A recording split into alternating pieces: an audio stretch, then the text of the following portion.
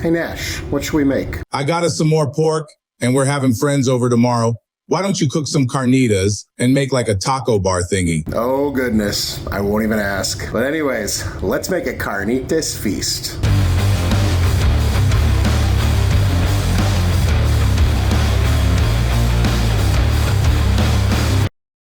Today, we're making the Chaos version of carnitas. Some friends from church coming over tomorrow. Gonna make like a taco bar. So right now, we're gonna start on some carnitas. Like I said, my version, so bear with me here. As well as our version of some Mexican rice and some Mexican pinto beans. It's gonna be good. So, we'll have all the trimmings too to kind of make it into a taco bar. But the star today is our carnitas. So without further ado, let's go. This is not one of our quick meals by any means. We're actually starting the night before. People are coming over tomorrow. But it's relatively easy. It's a ridiculous crowd pleaser, and it's so worth it. And honestly, most of that time that it takes doesn't actually even require you to be present. The amount of work that goes into this is not really that much. It just requires a lot of time for cooking and prepping and et cetera, et cetera. Anyway, so this is what we're starting with. It is holy shit. I don't even know if we can get this whole thing into the slow cooker, because that's what we're using. This is a 12-pound pork butt, not 12.5-pound pork butt. This is what we're working with. So let's go ahead and slice this guy open. Now, when you're slicing open meat, you want to make sure and not actually cut the meat, but also do a better job than I'm doing. I'm gonna do this over the sink. All right, so apparently our pork butt came pre-portioned, so that's cool. All right, clearly you never know what you're gonna get. First things first, this is what we're gonna do. We're gonna take this guy and cut it into manageable chunks. You can be the judge. I'm just kind of going along with what's already here. That'll do it. So now we have a shit ton of pork. I might have to call it audible on this and do it 2 different ways. Let's see how this pans out. So first thing we're gonna do is dry brine this. So all that really means is to salt your meat, put it on a rack in a pan, I think works best, and then throw it in your fridge for overnight. So we're just gonna salt this, and these are all big ass pieces of meat, so they can take a lot. And this dry brine is really just gonna help kind of absorb that flavor. It's gonna give it some better browning. Let's get all our different sides here. And there we go. Now we throw this in the fridge for a few hours. Overnight would be best. So once our meat is dry brining, the only other thing we need to do the night before is we need to start the beans. Now I'm starting with dried beans because I think those are the best. You could probably get away with using canned beans, but they're already so kind of mushy. I don't know if the consistency will be right. So for this recipe, we're doing dried beans. So being the dumbass I am, I forgot to film doing this, but I poured 2 pounds of beans into this Dutch oven pot thing and I covered it with water. So we're gonna cover that and we're gonna let it just sort of sit, let those beans rehydrate overnight. That's easy, that's it. We're done for the night before. I will see you tomorrow. The next day. Once our pork is dry brined, the traditional way to go from here would be to confit, or basically boil in fat, specifically lard in this case, your pork until it browns on the edges, and then slow cook it towards the end of that for a tenderness where you can shred it. We're not really gonna do that. I don't have any lard, and we're trying to be a little healthier. So we're gonna modify that. We're just gonna take our pork chunks, we're gonna brown them in this pan here with a little bit of avocado oil, and then throw them in the slow cooker to cook for quite a bit. And then we're gonna get kind of the same results, but not entirely traditional. So keep that in mind. All right, so our pan is nice and hot. We got our oil in there. Now we're just going to brown our guys.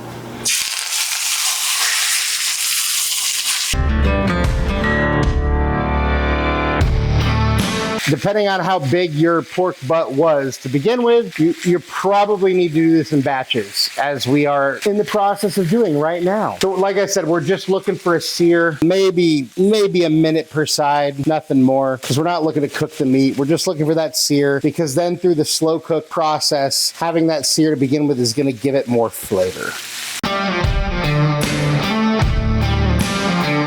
Once our pork is brown, we're just gonna go ahead and pull it out and throw it into our slow cooker. So once we got all our pork pieces browned, seared, whatever you want to call it, we threw the first few in this crock pot right here. I don't know why I thought this was going to be enough to cook all of it. I think the piece of meat I bought was just a lot bigger than I thought it was. Anyways, so we are going to add the rest of our seasonings to this crock pot, and then we're going to add the same seasonings to these guys right here. There's two of them, this one and this one. And then we're gonna sous vide the rest of the pork that we can't fit in the crock pot. And we should be able to get it in around a similar, not the same amount, but similar amount of time. So to this crock pot, we add 2 teaspoons of salt, 1 teaspoon of pepper, 1 tablespoon of Mexican oregano, 1 tablespoon of cumin, 8 crushed garlic cloves, 1 medium onion, 3 bay leaves, the juice of 1 lime. We just throw the rind in there too. And our onions, we left the skin on. Garlic, same thing. We're just looking for the flavor. And the juice of an orange. And we put a lid on this guy and we let it cook on low for 6 to 8, preferably 8 hours. Then once we've duplicated the ingredients in each of our sous vide marinade bags, we're going to vacuum seal these guys. There we go. So then with our remaining pork and seasoning all put into vacuum sealed bags and our water bath sous vide deal set to 176, we are going to put this in our little water bath. And then we're gonna leave this one for 12 hours. And then our crock pot stuff should be done in 8, maybe 9. So I will see you in around 8 hours. A little later. All right, so our beans have been soaking. Now I forgot to mention this, but you do wanna kind of go through your beans before you start this process. And if there happens to be any dirt or rocks or beans that are just too dried up or anything like that, you wanna get rid of those. And then at this stage, any beans that are floating are probably no good. So we're just gonna get rid of these guys. Then we're gonna drain the water, rinse your beans, and then we'll get to cooking. After we rinse our beans, we put them back in here and fill with water to just cover the beans about 1 inch, give or take a little bit. We don't want to put too much water in there because then they can kind of get watered down and mushy. And we can always add more water. So at this point, we put the heat to low. We want these to cook nice and low because we want the beans to absorb all the water. If you cook it too high, they tend to split a lot. So we're just gonna put this on here and probably come back and check this in 20 or 30 minutes. After about a half an hour, we can check on our beans. Oh, they're starting to simmer. We can see that they're definitely hydrating. At this point, we add a teaspoon each of salt, pepper, and garlic. Stir that in. And then we put a lid on that and let them continue to simmer. So now our beans are starting to soften. You can see they're simmering away here. Just gonna give this a stir. And you can see we don't need to add more water. If your water level was below the beans, but we're just covering them, which is at this point exactly what we want. At this point, you could add more water if you see that your water level is a little below the beans. So we're just gonna cover this up, let these go for another probably 45 minutes, and then we'll start adding some fun stuff. And you can see our beans are simmering away. And once they're simmering, you don't really need to stir them too often. You notice we've only come back to these every half an hour, like 20 to 30 minutes. Now at this point, I might add a little bit of water. Make sure the water you add is hot so you don't cool everything down. Then we're gonna add 2 jalapenos. Cover it back up. Then to a cold pan, we're gonna add about 8 slices. I think it's about half of the package, so half a pound of bacon. Then we're gonna turn the heat onto medium, let that cook. With our bacon cooking away, smelling delicious. I wish we had smell-o-vision, that would be awesome. But then you'd want taste-o-vision, I'm not really sure how that would work. Then we're gonna add 1 diced onion. If there's any fond, depending on what kind of pan you're using, if there's any fond on the bottom of your pan, you know, the little kind of sticky brown bits that stick to the bottom, the moisture in the onion will help release that. We're just gonna cook this down until the onion starts to soften. I'm just gonna clear a little spot here in the middle, add a little bit of oil. We're gonna put our garlic right there. Let that cook for about 45 seconds until it's fragrant. And we stir that in. Now we add a little bit of salt, a little bit of pepper, a little bit of garlic. You can't have too much garlic, right? Maybe you can, but I can't. All right, stir that in. We add about a teaspoon of cumin. Then we add some diced tomatoes with a little bit of jalapenos in there as well, and some chopped up fresh cilantro. Now you could throw all this stuff in just in the pot with the beans while the beans are cooking, but I find that doing it this way, cooking all this separately, it really just sort of deepens and enriches the flavor. So it adds more flavor overall than if we were to just add it in, add everything in raw to the beans. Then we let this cook down a little bit, and we add in about a 1/4 cup of tomato sauce. And again, we just cook this down to kind of deepen the flavor, make it more rich. Once this is cooked down and most of the extra moisture is gone, we can kill the heat. And we add this to our beans. Stir that in.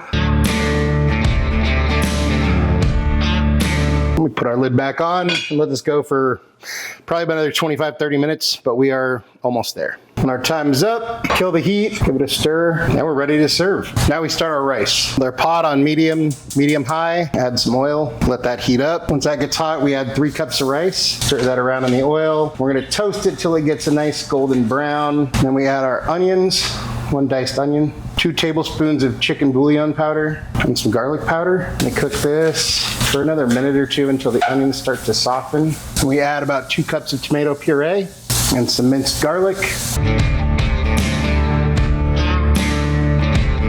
And we add 4 cups of hot water. Add salt to taste. Then make sure your heat is all the way down. And we throw in some cilantro and a jalapeno. Cover this up and let it simmer for 15 to 20 minutes without opening the lid or stirring.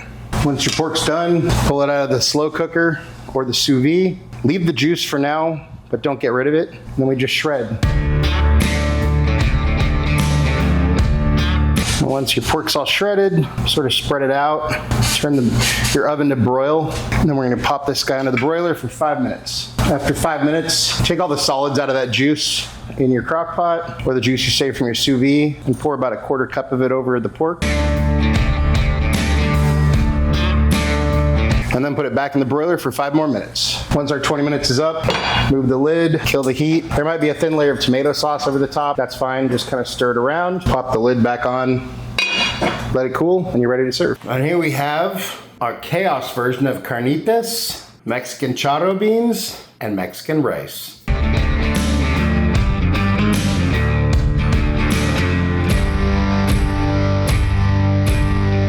Time for a bite. Where do we start? Let's start with our beans. So here we go with some Chaos Kitchen version of Mexican charro beans. Cheers. They're delicious. A lot of depth of flavor there. Not talking about like baked beans, but you know, that like just traditional, the beans are the star. Not the sugar and all this. It's just really good. Now they take kind of forever, but kind of worth it. No, totally worth it. So 10 out of 10 on the beans. Let's give the rice a try. Chaos Kitchen version of Mexican rice. Cheers. Look, with the rice and the beans, everyone and every restaurant that serves them has their own kind of little variations, but the base recipe is very similar. You know, we made our version, so I don't know if it's like 100% traditional or whatever, but both are freaking amazing. And if you serve them, would definitely feed a crowd, which I have confirmation of. That's right. So lastly, let's try the star, our carnitas. Cheers.